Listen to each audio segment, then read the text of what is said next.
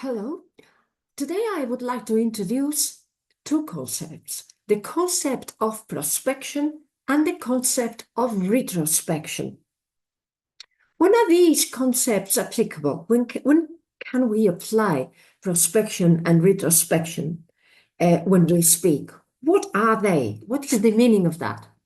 Prospection and retrospection take place when, for some reason, we have two actions, and one which are closely linked, and one is submitted to the other. So prospection and retrospection might happen in the present, they might happen in the past, or they might happen in the future. Never mind whereabouts on the timeline we are. The important thing and the relationship they have with time is that we jump from the time of reference that we have, we jump forwards or backwards according to the sequence in which the actions happened. So we depart, let's call it that way, from the primary action, and our destination is the secondary action.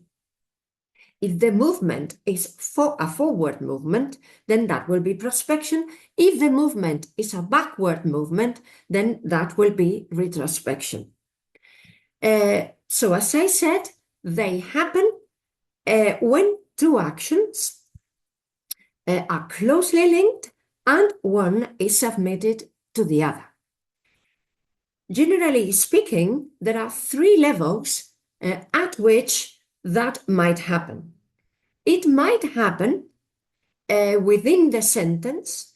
It might happen between the verb and the complement when the complement is an action.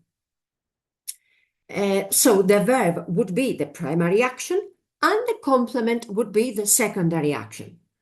It might happen when within the verb phrase we have an auxiliary, and the main verb is another action. So there is a relationship between the auxiliary, which in this case would be the main primary action, and the verb, which in this case would be the secondary action. For example, when we have a modal verb, the modal might be a model of deduction. The deduction is made at present, but that deduction might refer to something which is still to pass or something which might have happened before.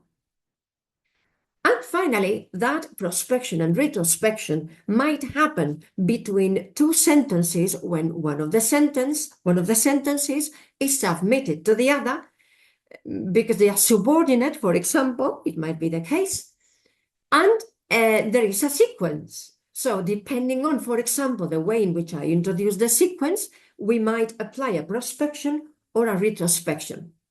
So presently, I will bring you an analysis and I will bring you an explanation of how the concepts of prospection and retrospection can be applied to each of these cases independently and separately so that you can understand what I mean by prospection and retrospection better.